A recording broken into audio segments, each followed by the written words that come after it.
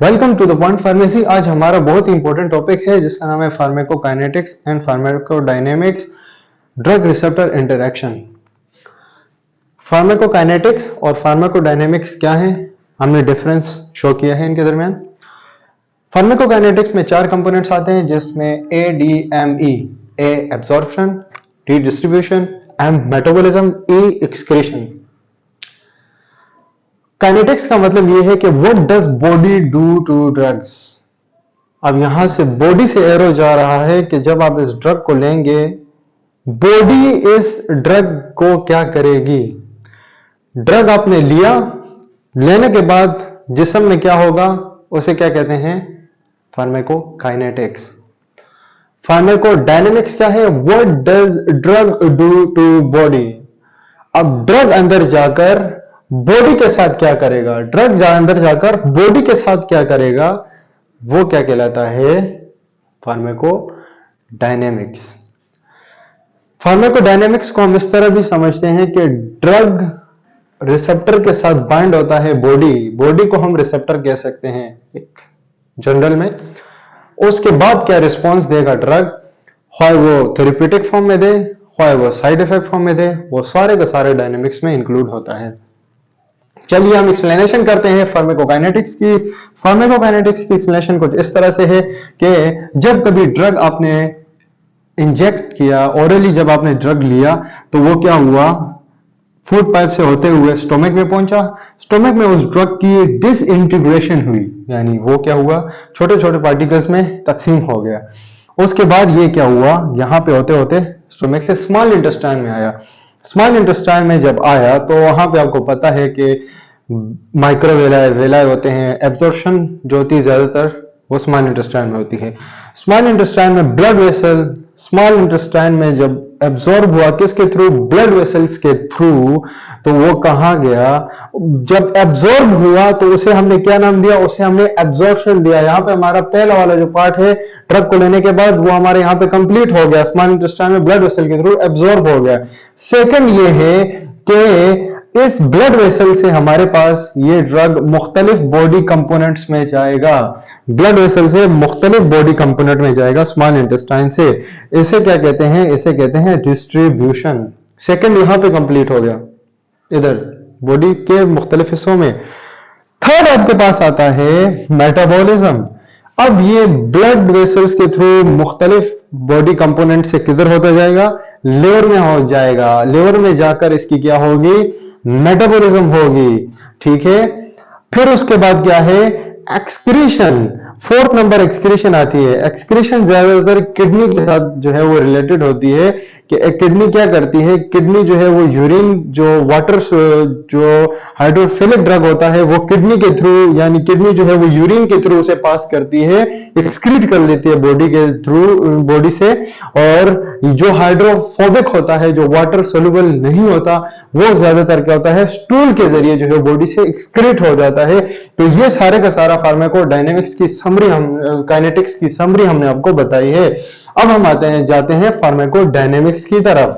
Dynamics हमने आपको बता दिया कि ड्रग और रिसेप्टर का आपस में इंटरेक्शन क्या कहलाता है, डायनेमिक्स कहलाता है, ठीक है। अब ड्रग के चार किस्म हमने डिस्कस किए हैं। चार किस्म के ड्रग होते हैं, एक होता है एगोनिस्ट, दूसरा होता है पार्शियल एगोनिस्ट, तीसरा होता है एंटागोनिस्ट, चौथा होता है इनवर्स एगोनिस्ट।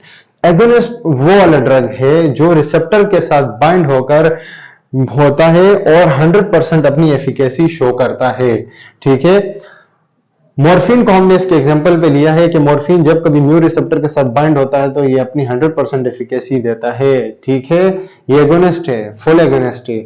दूसरी तरफ हमने बात की है इसी म्यू रिसेप्टर के साथ जब कभी बुप्रेनोर्फिन बाइंड होता है तो क्या करता है, वो पार्शियल एगोनिस्ट है और वो क्या करता है, उसकी एफिकेसी कम होती है, यानी हमने यहां पर 50% दी है, पार्शियल कम, किसके, एगोनिस्ट की निस्बत एफिकेसी कम है, तो वो क्या कहलाता है, पार्शियल एगोनिस्ट। थर्ड नंबर में हमने दिया है एंटागोनिस्ट।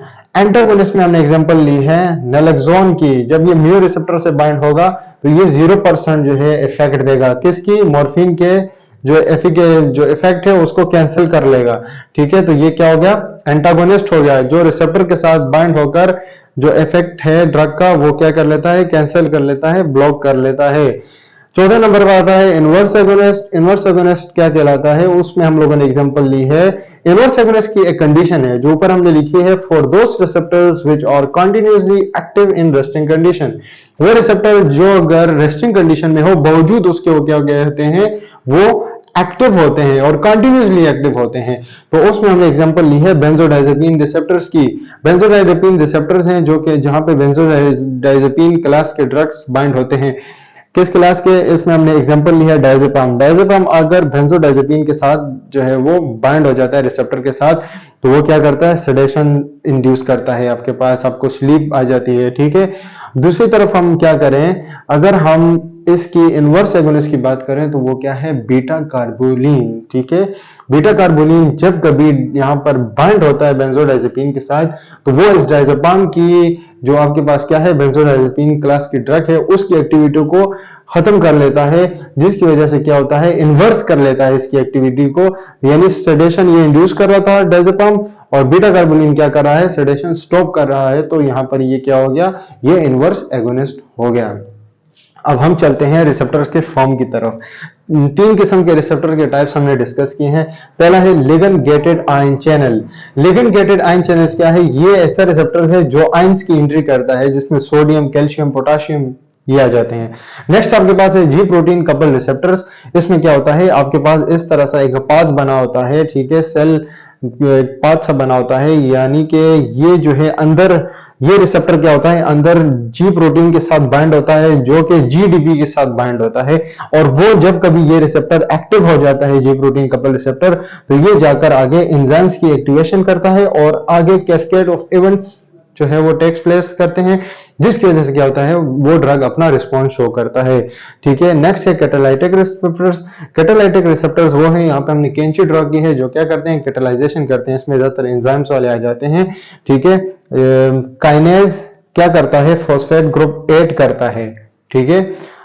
फॉस्फेटेस क्या करता है, जब कभी ऐड होता है इस रिसेप्टर के साथ, तो वो क्या करता है, वो फॉस्फेट ग्रुप को रिमूव करता है।